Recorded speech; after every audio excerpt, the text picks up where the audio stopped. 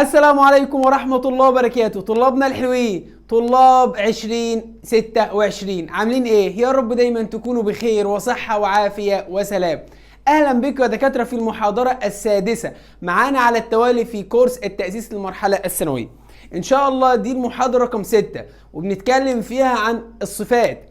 طبعا احنا خدنا المحاضرة الاولى بتتكلم عن الحرف، تاني حاجة دخلنا في الكلمة وخدنا الاسم الذي يعد والاسم الذي لا يعد، وبعد كده في المحاضرة الثالثة خدنا المحددات، في المحاضرة الرابعة أخدنا الضمائر، المحاضرة الخامسة خدنا الأفعال. النهاردة إن شاء الله هناخد درس جديد، درس من أهم دروس الثانوية العامة في منهج أولى ثانوي ومنهج تانية ثانوي ومنهج ثالثة ثانوي، اللي هو درس ايه يا اولاد؟ درس الصفات. خلاص، سمي الله، صلى على رسول الله. اللهم علمنا بما ينفعنا وانفعنا بما علمتنا وزدنا بك علما. اللهم بارك لنا في وقتنا هذا، اللهم امين، اللهم امين يا رب العالمين. ان شاء الله هناخد يعني ايه صفة، وهناخدوا اشكالها وانواعها وكل الكلام ده كله. خلاص، فعاوزك تركز معايا لانها محاضرة مهمة جدا جدا جدا جدا. خلاص، يلا بينا يلا بينا. هنعرف دلوقتي يعني ايه صفة. تعالى يلا نعرف يعني ايه صفة.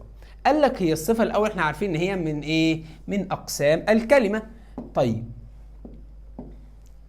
تعالى كده، قال لك الاول كده هي كلمة تصف الايه؟ تصف الاسم. تعالى كده، سارة تكون مجتهدة. مين اللي مجتهدة؟ سارة. يبقى انا هنا وصفت مين؟ وصفت سارة.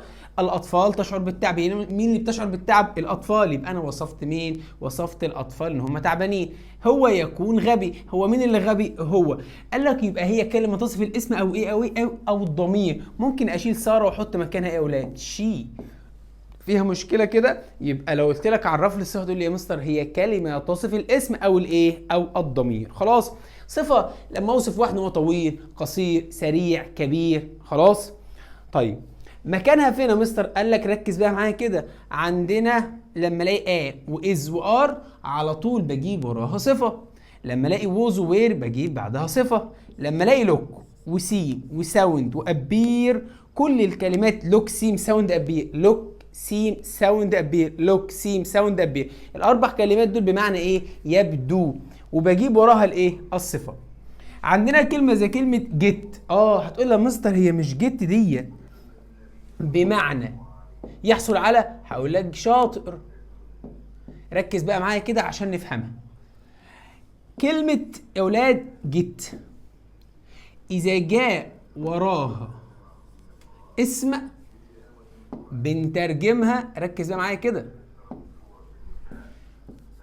بنترجمها يحصل على، بنترجمها يحصل ايه؟ على. طيب اذا جاء وراها، ركز بقى، انما اذا جاء وراها صفة بنعمل فيها مستر. قال لك في الحالة ديت مش بتترجم.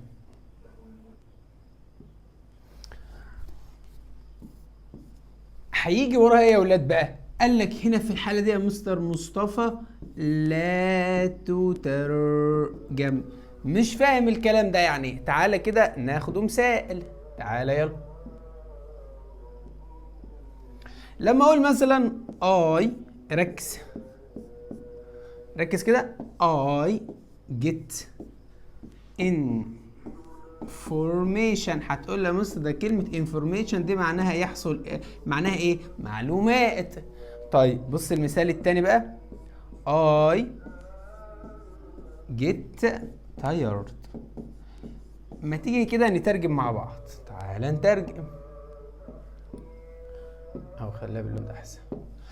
I get، ركز يلا، I get. ركز بقى، انا معلومات ولا انا احصل على معلومات؟ تقول لي لا، ده في الحاله ديت انا احصل على معلومات. يبقى في الحاله دي ترجمتها بمعنى ايه؟ يحصل على. طيب تحت ترجمتها ايه؟ لا ينفع اقول لك انا احصل على تعبان ولا انا ولا انا تعبان؟ انا تعبان. يبقى في الحاله دي لا ايه؟ لا تترجم. يبقى تاني كلمه جيت اذا جاء وراها اسم بمعنى يحصل على، انما اذا جاء وراها صفه لا تترجم. I get information، انا احصل على معلومات. ينفع اقول انا احصل على تعبان ولا انا تعبان؟ انا تعبان. فهمتوها كده؟ طيب تعالى نكمل. قال لك عندي كلمه اسمها become، كلمه اسمها feel، كلمه اسمها تيست ذو مذاق، تيست بمعنى ذو مذاق، سميل ذو رائحه، اهي دي نسيناها، ذو ايه؟ ذو رائحه.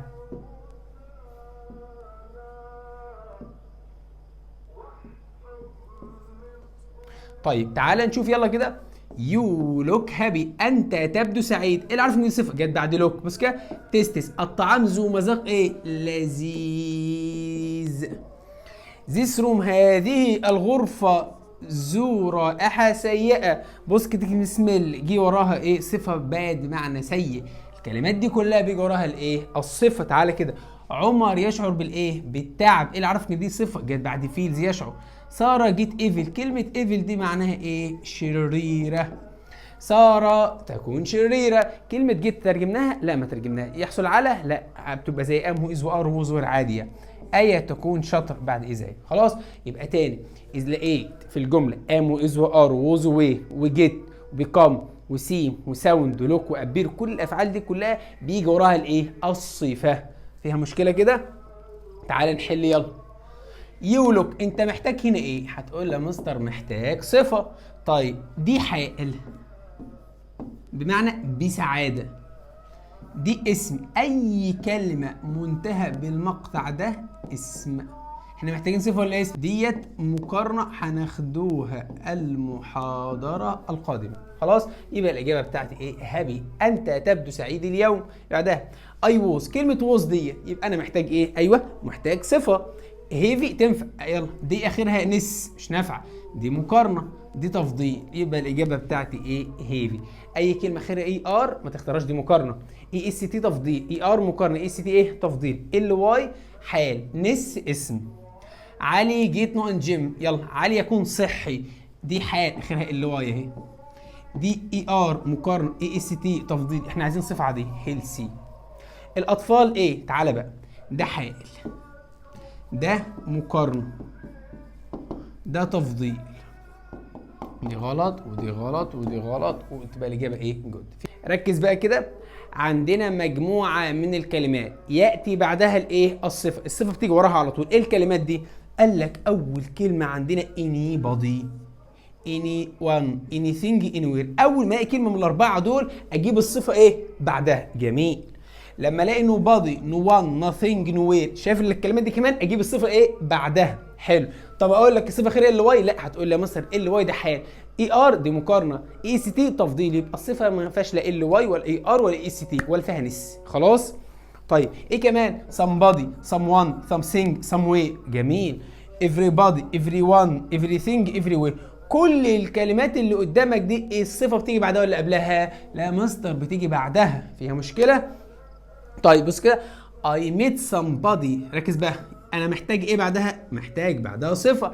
انا قابلت شخص ما مهم، هو انا جبت الصفه دي قبل somebody ولا بعدها؟ هتقول لي بعدها، لان somebody بيجي وراها الايه؟ الصفه. طب انت عرفتها منين؟ إيه؟ انا قابلت شخص ما، الشخص ده وصفته ان هو ايه؟ مهم، فجت بعدها. المثال الثاني، انا قابلت مهم شخص ما، غلط طبعا. ليه؟ لان الصفه دي بتيجي بعدها. ساره بتحتاج ان تشتري ايه؟ شيء، كل شيء ايه؟ ضروري. تمام. تعالى كده، everything جه بعدها كلمه necessary، ضروري. جت بعدها ولا قبلها؟ الصفه جت بعدها. طب لو حطيت قبلها يبقى الجمله بتاعتي ايه؟ غلط. خلاص يبقى عندي اربع حاجات: everyone، everybody، everywhere، everything، nobody، nowhere، nothing، no one. كل الكلمات ديت بيجي وراها صفه ولا قبلها؟ بتيجي بعدها الصفه. فيها مشكله كده يا اولاد؟ طيب عندنا يا اولاد الملحوظه رقم 3، هناك صفات لا ياتي قبلها ولا بعدها اسم. ايه ده؟ في شويه صفات كده لا تحط بعدها اسم ولا قبلها اسم. امال بتعمل ايه يا مستر؟ قال لك اول كلمه عندنا كلمه اسمها افريد، خائف، اسليب، نائم، اليف، على قيد الحياه، الون، وحيدا، أووك، مستيقظا، أليت، مضاء، حاجة منورة يعني. طب يا مستر معلش، الصفات اللي قدام انت بتتكلم عنها دي انت بتقول لي قبلها اسم ولا بعدها اسم؟ طب انا هفكر دلوقتي ايه بديل الاسم. قال لك حط حرف جر، حط فعل، حط ضمير وصل. تمام، يلا مستر بديل، يلا حرف جر، ضمير وصل، ايه كمان؟ فعل. فيها مشكلة كده؟ طيب تعالى كده يلا. we were happy، احنا سعداء ان هو على قيد الحياة. يلا قبل أليف دي اسم، was ده اسم؟ لا مس ده فعل بمعنى ايه؟ كان. حلو، صح؟ صح. سارة تشعر بالخوف عندما هي بتكون في البيت. ركز بقى، قبلها ايه؟ فعل، وبعدها ايه؟ ضمير. هل بعدها اسم قبل اسم؟ لا. ذا بيبي لوكس اسليب، الرضيع يبدو ايه؟ نائما. قبلها ايه؟ فعل، وبعدها نقطة. يبقى هناك مجموعة من الصفات لا يأتي قبلها اسم ولا بعدها اسم. هتيجي تسألني تقول لي يا مستر طب الكلمات اللي هي افريد واسليب والايت والون وكل الكلمات دي، طب يا مستر بديل اسم ايه؟ ادور على فعل، ادور على ضمير وصل، ادور على نقطة، ادور على حرف جر، اي حاجة ما عدا الاسم قبلها وبعدها. اتفقنا؟ طيب اول حاجة عندنا الصفات دي عبارة عن ايه يا اولاد؟ قال لك والله يا مستر انت عندك الصفات دي لها كذا شكل. كم شكل يا مستر؟ عد معايا. اول شكل عندنا يا اولاد حاجه اسمها اسم الفاعل. مستر هو مش اسم الفاعل ده في اللغه العربيه؟ وفي اللغه الانجليزيه. طب يعني ايه اسم فاعل؟ هنعرفه دلوقتي. يعني ايه اسم مفعول؟ هنعرفه دلوقتي. رقم يساوي كصفه دي بتاع على طول بتيجي في ثانويه عامه و2025 و2024 و2023 و2022. طيب رقم يستخدم كصفه. اللي بعدها اسم يستخدم كصفه. اسم له اضافه لاحقه ديت في الاعدادي. خلاص؟ يبقى لو سالت يلا أشكال الصفات: اسم الفاعل، اسم المفعول، رقم يستخدم كصفة، اسم يستخدم كصفة يستخرج من اسم له إضافة لاحقة. يلا اسم الفاعل واسم المفعول، يلا معايا تاني. اسم الفاعل، اسم المفعول، اسم الفاعل، اسم المفعول، رقم يستخدم كصفة واسم يستخدم كصفة ويستخرج من اسم له إضافة إيه؟ لاحقة. تعالى بقى نعرف يعني إيه اسم فاعل. تمام؟ قال لك يا أولاد اسم الفاعل ده هي الصفة المنتهيه باي ان جي. هجيب صفه واحط لها اي ان جي. طب يا مستر ماشي، جبت لك صفه هتلاقي اي ان جي زي مثلا كلمه بورنج، ممل. بعد كده اعمل ايه؟ قال لك الصفه لما تكون منتهيه باي ان جي دي بتصف حاجه غير عاقل، حاجه ايه؟ حاجه مؤثره. لما اقول لك الحفله تكون رائعه، ركز كده، حفله عاقل غير عاقل؟ غير عاقل، حط معاه صفه اي ان جي. طب يا مستر افرض كان بتكلم عن عاقل، حط له اي دي. تعال نعرف الكلام ده. تعال نعرف الكلام ده. اول حاجه قال لك اسم الايه؟ الفاعل هي الصفه التي تنتهي بايه؟ باي ان جي، والصفه اللي تنتهي باي ان جي بتصف غير الايه؟ بنسبه ضئيله جدا، لان في الامتحانات ساعات بيحط لك حاجه عاقل وبتختار اي ان جي. ازاي؟ هنعرف الكلام دلوقتي. قال لك في كلمه لازم تخلي بالك منها، دايما الحاجه تبقى مؤثره، تبقى ايه؟ مؤثره. دايما الحاجه دي ايه؟ مؤثره. مش فاهم؟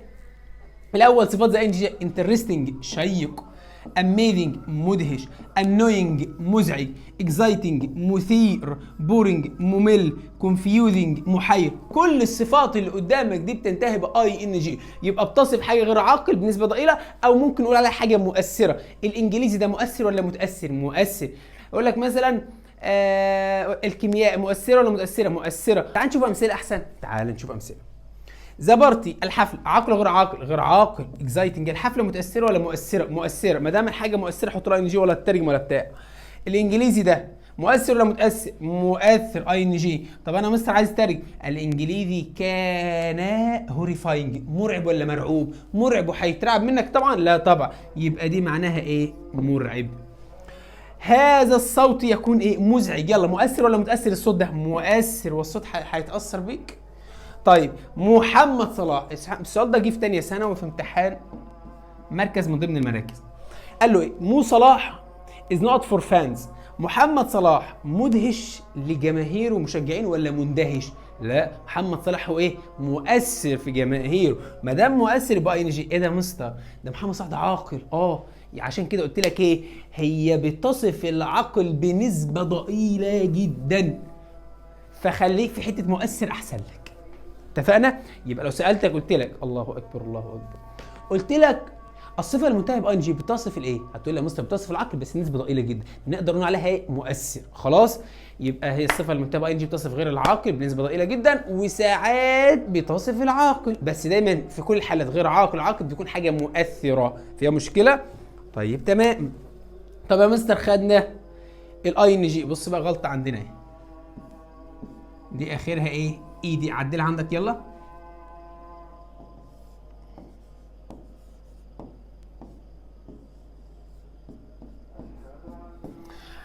الصفه اللي انتهي باي دي تصف عاقل دايما متاثر، عدلها عندك كده. الصفه اللي تنتهي باي دي تصف عاقل دايما متاثر. فيها مشكله؟ طيب قال لك كلمه انترستد، amazed, annoyed, excited, bored, confused، كل الكلام ده كله شيق، مندهش، منزعج، مثير، ممل، متحير، كل الكلام ده متأثر، تيجي مع العاقل بنسبة كبيرة جدا جدا جدا جدا. خلاص، تعال نشوف أمثلة، تعال نشوف أمثلة، بس قبل ما نشوف أمثلة تعال ناخده ايه خلاصة اللي دي كلها. قال لك الصفة المنتهية بإي دي بتصف مستقبل حدث أو فاعله، نقدر نقول عليه ايه؟ متأثر. طيب لاحظ الصفه المنتهيه باي ان جي بتصف مسبب الحدث المفعول او مؤثر. مش فاهم الحاجه الاخيره اي دي متاثر، اخيره اي ان جي مؤثر، اي دي متاثر، اي ان جي مؤثر. طيب تمام، يلا نحل يلا نحل. قال لك خلي بالك وانت بتحل في حاجه عايز اقول لك عليها، ان لما تلاقي في الجمله بتاعتي بص كده، لما تلاقي او ان وجاب لك كده في الامتحان نقط، وجاب لك بعد النقط كلمة غير عاقل، تروح انت جاي زي الشاطر كده عامل ايه؟ حاطط لي مكان النقط هنا، انت محتاج صفة صح؟ تحط لي فيها اي ان جي. طب ادينا مستر مثال كده، تعال. لما اقول مثلا انا توك، انا اخذت، ركز كده، ان نقط، ركز كده، اجزاء، انا اخدت امتحان، عايز اقول امتحان ممل، تختار كده اول اختيار بورينج بورد. ركز بقى، احنا قلنا لو حاجه غير عاقل تبقى دي الحاجه دي ايه؟ مؤثره صح؟ طيب انت قلت حاجه غير عاقل، طب انت محتاج صفه اي ان جي. يلا انا اخدت امتحان ممل، الامتحان ده عاقل وغير عاقل؟ غير عاقل. مؤثر ولا متاثر؟ مؤثر. يبقى الاجابه بتاعتك هتكون ايه؟ والله يا مستر الاجابه هتكون الاولى. فيها مشكله كده؟ يبقى تاني، لو جاب لي اوان نقط حاجه مؤثره حط ايه؟ حط اي ان جي. جاب لي حاجه عاقل حط اي دي. فيها مشكله كده؟ طيب بس لازم تكون متاثره. طيب نرجع بقى نحل، تعال نشوف السؤال الاول. بيقول لك I heard، انا سمعت قطه ايه؟ مؤثره ولا متاثره؟ القطه ديت غير عاقل يبقى اي ان جي. هنجيبه له من تاني. اللي بعدها الفيلم كان ايه؟ كان شيق جدا. انترست ولا انترستنج؟ هتلاقي يا مستر هتقول لي انترستنج لان الفيلم ده ايه؟ مؤثر. هو بيكون ايه في الكيمياء؟ هو متاثر بالكيمياء يبقى انترستد. هو لا تقلق لو انت ايه في الانجليزي، لو انت اللي متاثر بالانجليزي يبقى كونفيوزد، متحير. طيب الانجليزي بيكون ايه؟ محير، اي ان جي. الانجليزي مؤثر. انا كنت ايه؟ at the thought of being late for my interview، انا كنت ايه؟ لمجرد اعتقاد انا متاخر الانترفيو. انا كنت مرعوب ولا مرعب؟ انا كنت مرعوب. انا يبقى متاثر. هناك بعض الاخبار، نفس الفكره الاولى بالظبط، هناك بعض الاخبار الايه؟ المرعبه.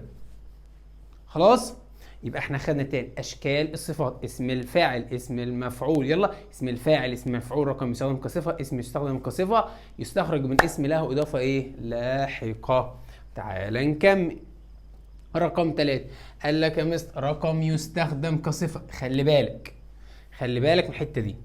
طب انا مستر عايزك تشرحها لي كده بالراحه واحده واحده. تعالى يلا كده، انت بتقول لي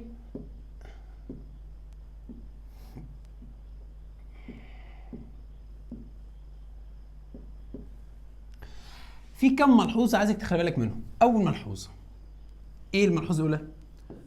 ان الصفه، بص كده، لا تجمع. الصفه ايه؟ لا تجمع. دي رقم واحد. حلو حلو. وعندك قاعده تانية بتقول ان او ان بيجي وراها صفة، أي صفة عندك، وبعد الصفة الاسم ده إيه؟ مفرد.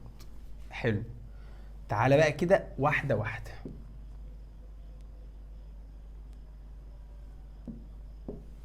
يعني الكلام ده قال لك من ضمن أشكال الصفات رقم يساوي كصفة. يعني أنا أقدر أشيل الصفة أحط مكانها إيه؟ رقم. تعالى كده، أدي وادي وهشيل الصفة واحط مكانها رقم، وبعد كده هكمل عادي واحط الاسم الايه؟ المفرد. طب ركز كده، انت قلت لي من شوية ان الصفة لا تجمع، يبقى الرقم هو كمان ايه؟ هتقول لي يا مستر يبقى الرقم هو كمان لا يجمع، بس مستر مش فاهم. ما تفهمني اكتر. بص يا عم، هو احنا في اجماع الصفة قال لك لا ما تتجمعش. اديني مثال كده احسن نفهمه بيه. لما اقول مثلا، تعالى كده،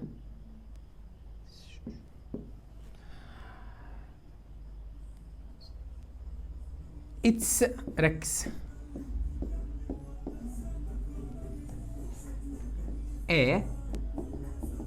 نقط ترب، انها رحله، عايز انها رحله ذو يومين. بص كده، وهديك اختيارين اهو، A و B، وهقول لك اختار يلا. 2 day ولا 2 days؟ والله هتيجي تقول لي ايه؟ ركز كده واحده واحده. انت محتاج هنا ايه؟ صفه. بس يا مستر مفيش في الاختيارات ده شوط ارقام. ما احنا قلنا ان من ضمن اشكال الصفات ايه؟ الرقم. يبقى كأن الصفه، كأن الرقم صفه بالظبط.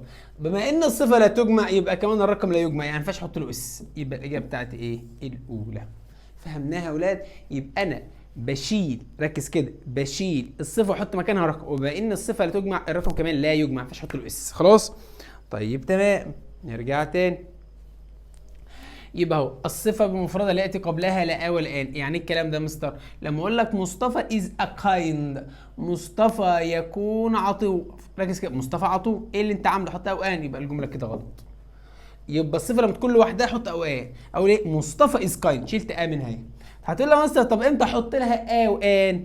قال لك لما تجيب بعد كايند اسم كمان. قول مصطفى ولد مجتهد، مصطفى بيكون رجل مجتهد، مصطفى بيكون طالب مجتهد، تحط بعد كلمة كايند أو أي صفة حط اسم.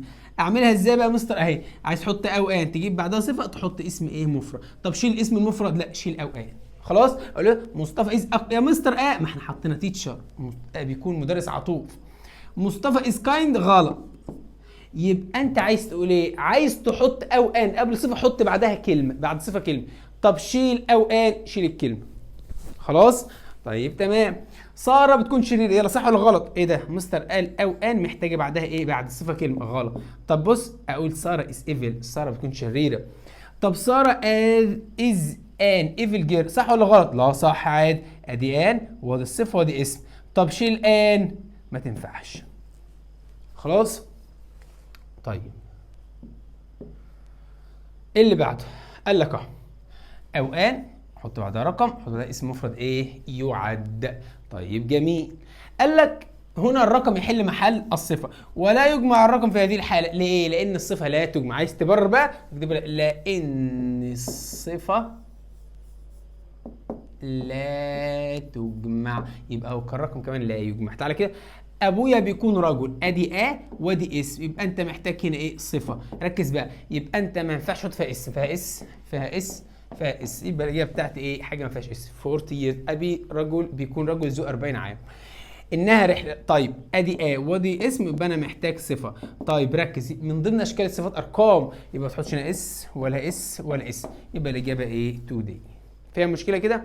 قال لك اسم يستخدم كصفه، يعني ايه الكلام ده؟ يعني ممكن يجيب لك كلمه تنفع صفه وتنفع اس، زي وورلد عالم، وممكن نقول عليها عالمي. خلاص. طيب the world is evil، العالم يكون شرير، هنا اسم، ما فيش صفه بتيجي في الاول، هنا اسم.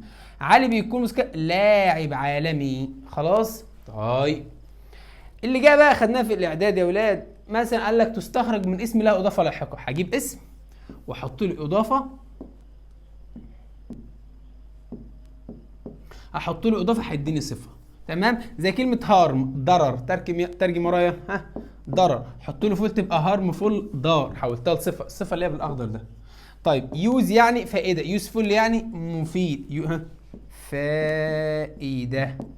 بيوتي الجمال تبقى بيوتيفول. انجر غضب، طب حط له اس تبقى دينجرس، خطر. لا بص عندنا غلطه هنا، دي دينجر. كومفورت راحه، كومفورتابل يعني مريح، انجوي يعني متعه، انجويبل يعني ممتع. خلاص. يبقى احنا خدنا كده اشكال الصفات: اسم فاعل، اسم مفعول، ركز يلا، اسم فاعل، اسم مفعول، رقم يستخدم كصفه، واسم يستخدم كايه؟ كصفه. فيها مشكله كده؟ طيب. وتستخرج من اسم له اضافه لاحقه. قال لك رقم 2 الصفات من حيث القوه. ركز، الصفات من حيث الايه؟ القوه. عندنا في صفات ضعيفه وفي صفات قويه. ازاي يا مستر الكلام ده؟ قال لك الصفه الضعيفه هي صفه عاديه او شائعه تستخدم لوصف الشيء بدرجه طبيعيه او متوسطه غير مبالغ فيها. يعني ايه الكلام ده؟ كلمه مثلا زي كلمه ساخن، يعني ساخن تقول لي هوت. طب يعني مغلي، بويلينج، انهي الاقوى؟ الغليان طبعا. كلمه زي كلمه فريزنج، التجمد.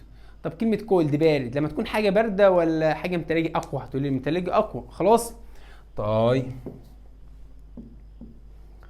تعالى كده، انما الصفه القويه هي صفه تحمل معنى اقوى واكثر شده من الصفه الضعيفه، تستخدم عندما نريد ان نعبر عن احساس قوي او حاله شديده.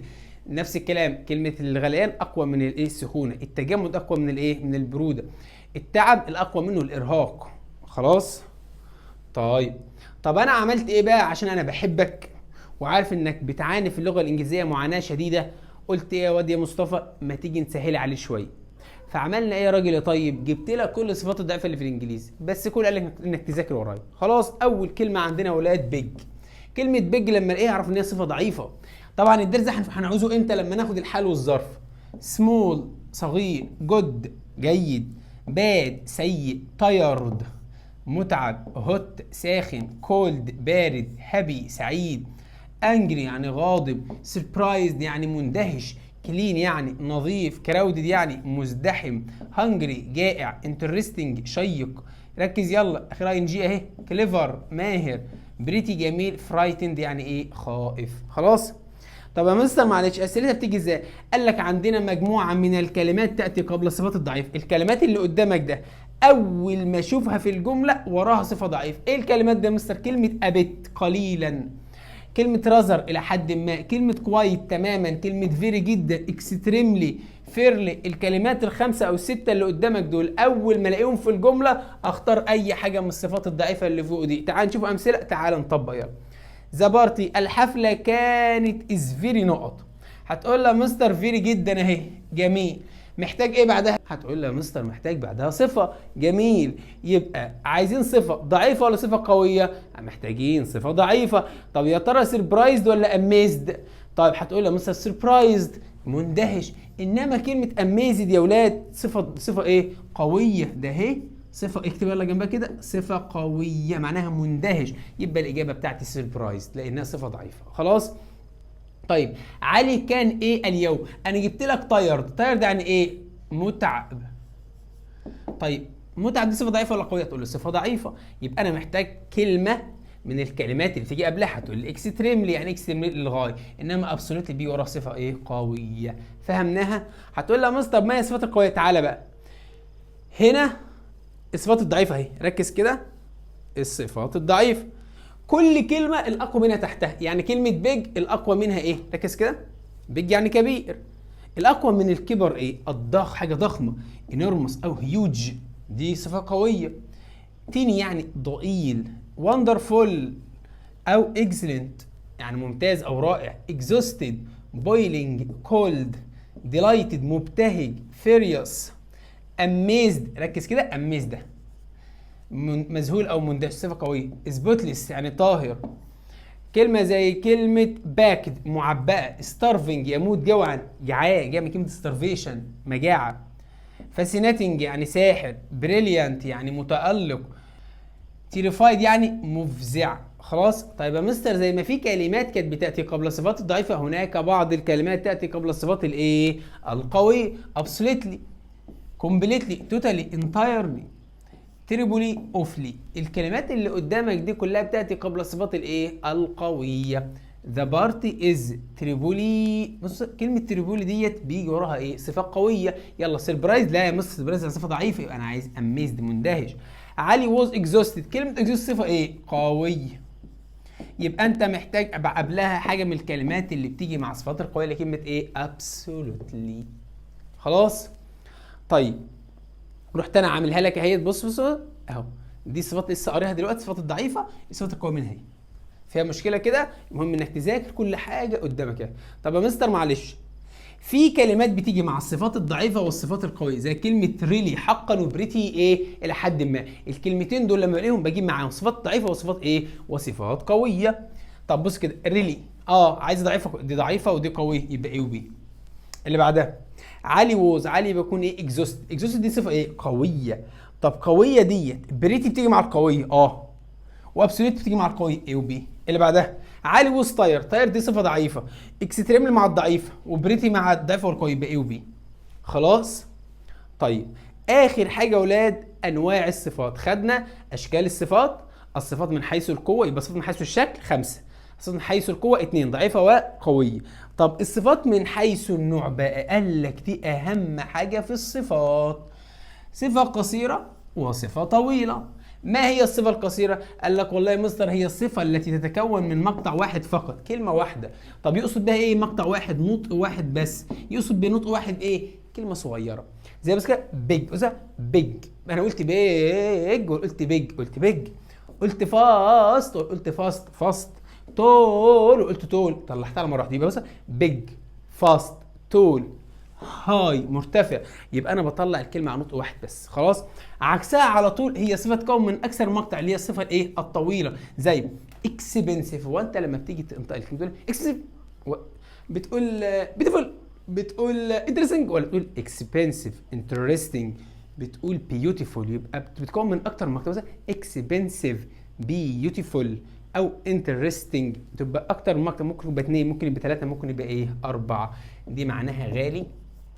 دي معناها شيق. دي معناها ايه جميل. طب يا مستر احنا بندرسه دي ليه؟ قال لك علشان المحاضره الجايه هناخد المقارنه. فالمقارنه كلها هقول لك ايه المقارنه بنضيفه للصفه القصيره فانت تبقى عارف يعني صفه قصيره. حاجه اقول لك التفضيل اذا موصته الصفه الطويله زي الصفه اي سي تي زي الصفه القصيره اي سي تي لازم تبقى عارف الحاجات دي. هناخده المساواه بعد كده. فالمحاضره الجايه مبنيه على المحاضره دي. المحاضره اللي بعد المحاضره الجايه ان شاء الله اذا كان في العمر بقيه هنعرف ان الصفات من حيث القوه هناخدوها في درس الحال والظرف. الدروس مبنيه على بعضها وانا مبسطها لك لدرجه انك ما تتعبش ولا تفكر خالص. بس كل اللي عليك رجاء انك تذاكر اول باول علشان ما تقعش اي معلومات منك. خلاص. بس كده وصلنا الى نهايه المحاضره. كده يا شباب انتهت المحاضره اللي هي محاضره الصفات. شرحنا يعني صفه وقلنا الصفه هي كلمه هي مشتقه من الكلمه وهي كلمه تصف الاسم او تصف الضمير. خدنا بعد كده قلنا بتيجي فين؟ بتيجي بعد ام واز وار ووز ووير. قلنا بتيجي بعد جيت اللي هي لا تترجم وبتيجي بعد كم وفيل وبتيجي بعد تيست ذو مذاق وسميل ذو رائحه وبتيجي بعد لوك يبدو سيم يبدو ساوند ابي بتيجي بعد كل هذه الافعال.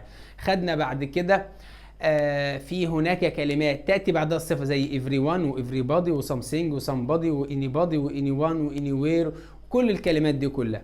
وجينا بعدها قلنا في كلمات في مجموعة من الصفات لا يأتي بعدها اسم ولا قبلها اسم. ايه الكلمات دي؟ afraid و asleep و alight و alone وكل الكلمات دي. خدنا بعد كده الصفات من حيث الشكل. كم شكل يا ولاد؟ 5. اسم الفاعل، اسم المفعول، رقم يستخدم كصفة، اسم يستخدم كصفة يستخرج من اسم له إضافة لاحقة. قلنا يعني اسم فاعل ينتهي باي ان جي دايما بتكون ايه؟ مؤثرة.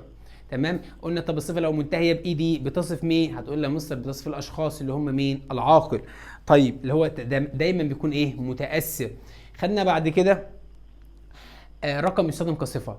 قلنا الصفة لا تجمع، يبقى الرقم كمان لا يجمع. الرقم بيحل محل الصفة والاثنين لا يجمعوا. خلاص، بس شرط تكون قبلها او ان وبعدها اسم. في النص صفة ما لقيتش في الاختيار صفة دور على الرقم، وما ان الصفة لا تجمع الرقم كمان لا يجمع. خدنا بعد كده يا اولاد اسم يستخدم كصفة. ممكن يجيب لك كلمة تنفع اسم وتنفع صفة، زي كلمة مثلا وورلد عالم، وكمان تنفع عالمي. سكول مدرسة وتنفع مدرسي. خلاص. طيب اخدنا بعد كده الصفات من حيث القوه. في صفات ضعيفه وفي صفات قويه، وقلنا ايه الصفات الضعيفه وقلنا ايه الصفات القويه. وهناك مجموعه من الكلمات تاتي قبل الصفات الضعيفه، وهناك مجموعه من الكلمات تاتي قبل الصفات القويه. وقلنا عندنا كلمتين بيجوا مع الصفات الضعيفه ومع الصفات الايه؟ ومع الصفات القويه، اللي هي زي كلمه ريلي وكلمه بريتي. خدنا بعد كده الصفات من حيث النوع. في صفات قصيره وفي صفات طويله، وديت مقدمه المحاضره الجايه باذن الرحمن، اللي هي المقارنه والتفضيل والمساواه. تمام. ودي هتكون المحاضره رقم 7 ان شاء الله. خلاص، يا رب تكون استفدت بالمحاضره واكون فهمتها لك، وتكون قدرت تلم من كل الحاجات اللي واقعه منك من زمان. خلاص. اللهم إن كان توفيقا فمن الله وحده، وإن كان سهوا فمني ومن الشيطان. سبحانك اللهم وبحمدك، أشهد أن لا إله إلا أنت، أستغفرك وأتوب إليك. نلقاكم على خير في محاضرة جديدة، والسلام عليكم ورحمة الله وبركاته. سلام.